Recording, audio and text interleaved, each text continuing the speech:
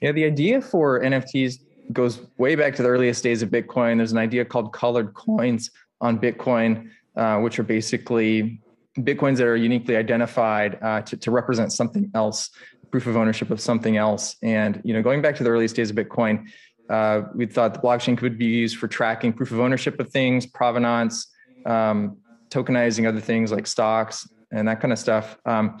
So I think we saw this coming. We weren't really expecting it to explode the way that it did in the last year or so. And I think a lot of that has to do with just some mainstream projects, NBA Top Shots being like one example.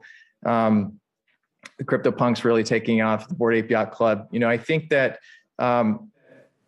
somehow this has captured the mainstream consciousness. And I think that it's really relatable to people because the kids that have grown up over the last 20 years, really are familiar with this idea of a digital store of value, digital representation of value, virtual clothes, virtual gear for your virtual avatar. So I think like that's all very familiar to people. I think what's new is this concept of like, maybe we can have these different metaverses, which are maybe some decentralized, maybe some not, but they all sort of respect this common layer of like these assets on the blockchain that you can take between different platforms.